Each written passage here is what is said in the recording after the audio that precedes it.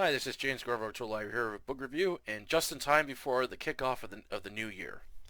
Today's book I will be discussing today, Frank Herbert's Dune, what is arguably one of the best science fiction epics ever written. This is by Ace Books, and this was published in this is the Ace Special 25th Anniversary Edition from September 1990. It was first published back in 1965. As I said, this is hands down one of the best science fiction books ever written. It ranks up as one of the best along with some other ones. And this would kick off a series of follow-up books to the Dune series by both Frank Herbert and then later on his son and another author that could, I think it's still ongoing, which I do plan on checking out the rest of the Dune books after rereading this book again. It was just an amazing book to read again. I read this back when I was in high school, and this thing blew my mind when I was a teenager. And just to read it again, it's such an incredible piece of work here. This is such a great book, and I'm looking forward to the new Dune film coming out next year, which I'll touch upon that towards the end of this video. All right, on to the review. Oh, and spoiler alert, as I will be giving away crucial details within the story. Plot. Paul Atreides, son of Duke Leto Atreides, the head house of Atreides on the water planet of Caladan, is called by his mother Jessica for a test by revered mother Gygas Helen. The revered mothers are a powerful group of women, or sometimes called witches because of their superhuman abilities.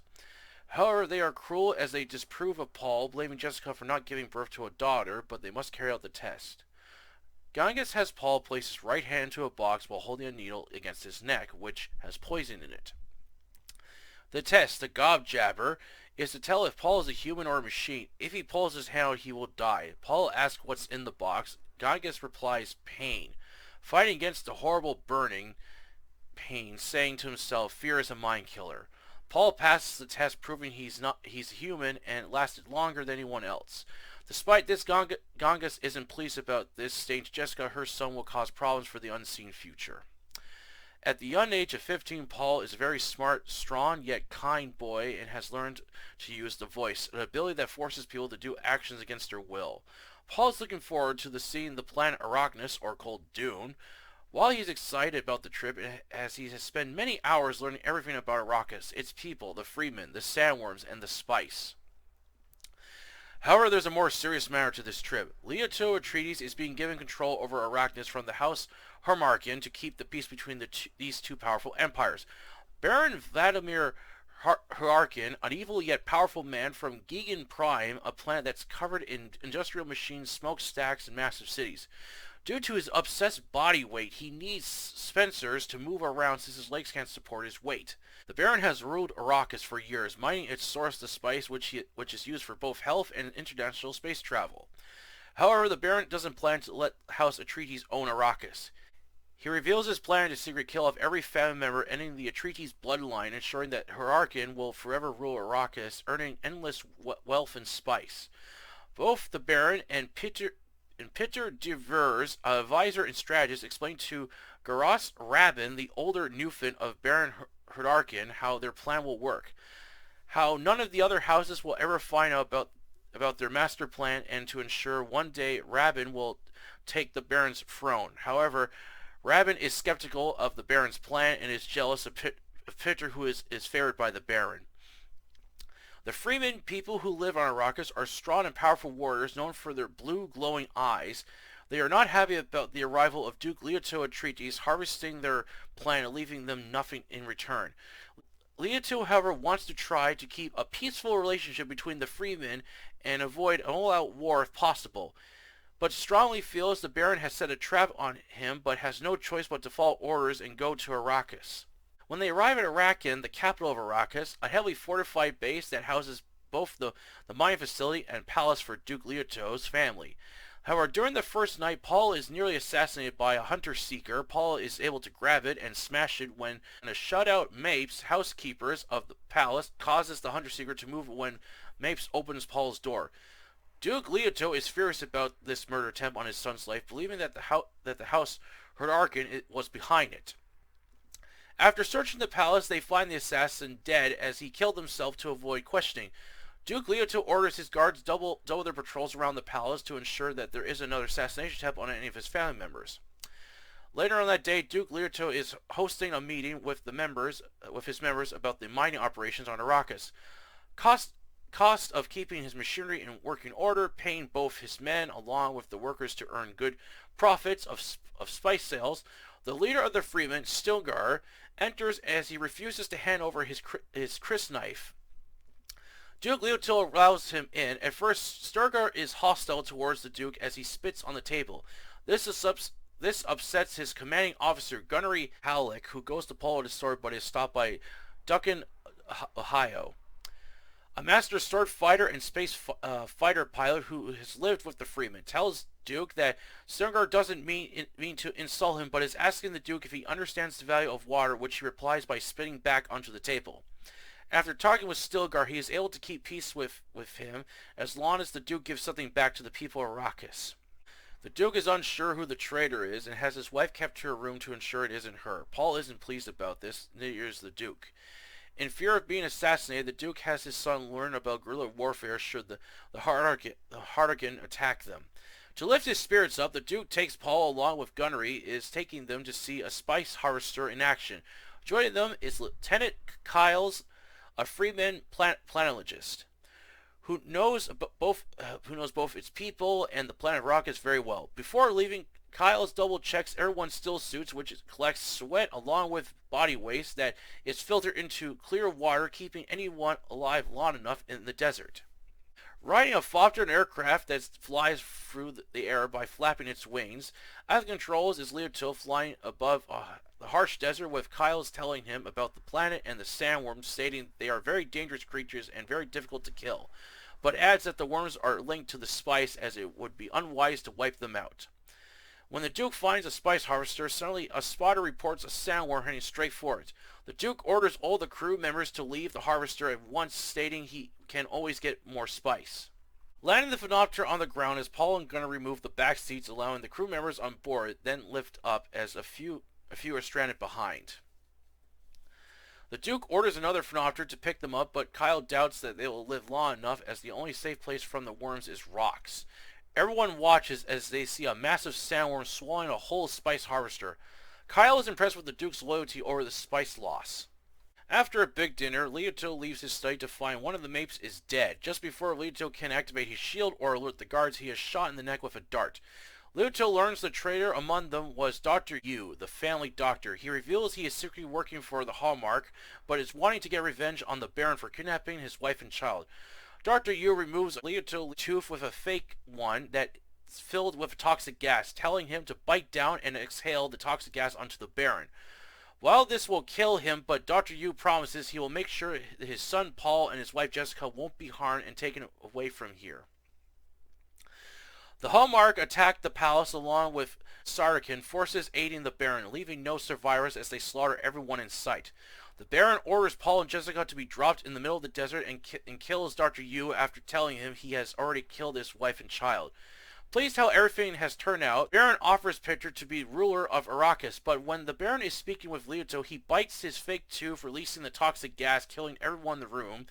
However, the Baron survives his assassination attempt as he had his shield activated. As Paul and Jessica are being taken away in the Phenopter with two Herdarkin soldiers, just as the two soldiers are about to dispose of them, both Paul and Jessica use the voice on them, both freeing them and having the two soldiers kill each other. However, the Phenopter they are riding is disabled after its escort notices something isn't right. Paul and Jessica run off in the desert to avoid capture. They find a hidden tent out in the desert with supplies and still suits, along with a note from Dr. Yu stating he is sorry for betraying them, but knew the Baron would kill them anyway. Paul also learns the true nature of the attack, as the Emperor is unhappy with Jessica as they wanted a daughter to take her place, not a son. Paul is angry about this but knows his mother isn't to blame. Realizing they have no chance of escaping Arrakis, as the Baron will hunt them down and kill them, their only hope now is to join the Freemen and rebel against the Harkins to extract his revenge for the death of his father, but to save the Freemen from the iron grip of the Baron, who plans to wipe out the Freemen in order to harvest the spice.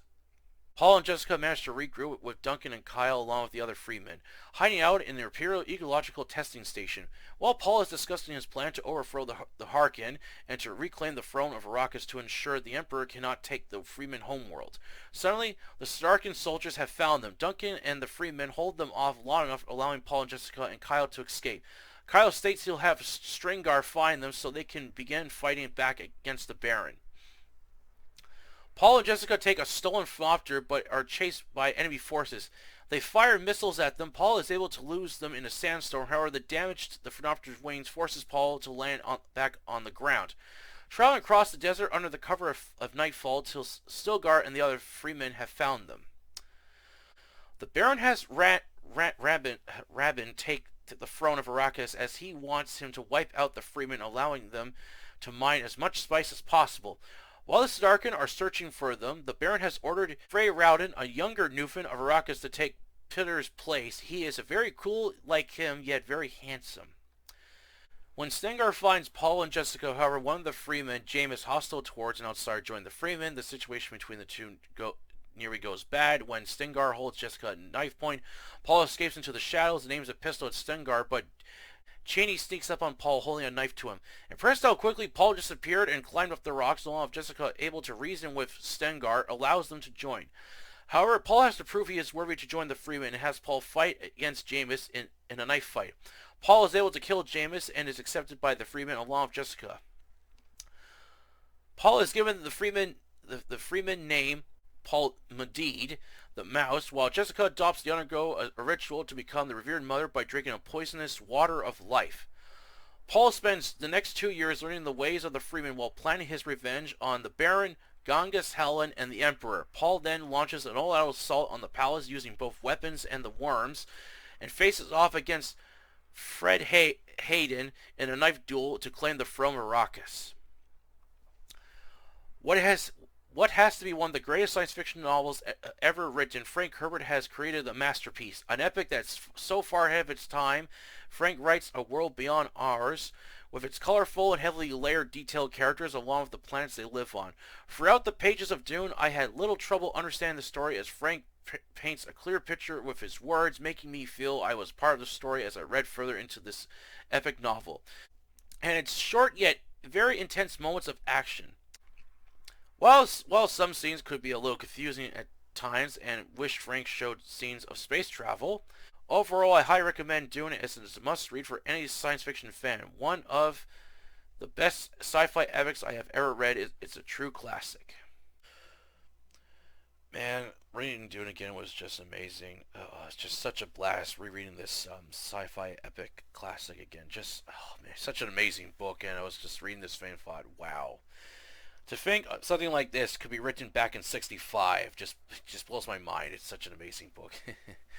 I actually stayed up late to finish reading Dune, and then later on finished my review and posted it on the Facebook group October Library. So glad to have it done and this video done just before the New Year's, which I'm hoping in 2022 things will be a lot better as time goes on, and as I'll be reading more science fiction books with Dune Messiah as the next book I'll be reading right after Dune. So I'm looking forward to reading Dune Messiah and checking out the other Dune books as well. As for the film adaptation of Dune, me and my father went to see the new Dune movie, which is amazing. It's like one of the best adaptations to a book ever. There were a slight few changes that they did to the story. I didn't mind it. I really enjoyed the film, as it just blew my mind just watching this film. It was like watching something I have never seen before. It's just amazing. And when I was looking on Amazon, I saw that the new Dune film, it will be released. There's 2 dates I saw, January 22nd or January 12th. If that's true, then I'll be definitely getting that movie next year so I can watch again, because I've been really wanting to see Dune again. It was just an amazing movie. All right. I hope you all enjoyed this video. That is it for the book review. As I said, I will begin my next science fiction book with Dune Messiah. Then after that, I've decided that I don't want to go to 1984 just right away. I got another science fiction book that I want to reread. One of my favorites, as the cover drew me to the book, which is an amazing cover. Johnny Siv's Manhattan Transfer, a awesome science fiction book, which I'll read after Dune Messiah. And once I have some room on my shelves behind me, I'll get more of the Dune books, as I have no more room for books. So I'm going to be spending all next year just reading away. And after I read the science after and as the other books I got planned are Ben Little's University and this action thriller novel Crackdown, which I'll be reading those next as well. If you like this video, please like it, share it, and don't forget to subscribe to October Library and the YouTube channel the same name, a place you can post, share, and review fiction. Until then, I'll catch you later, and Happy New Year.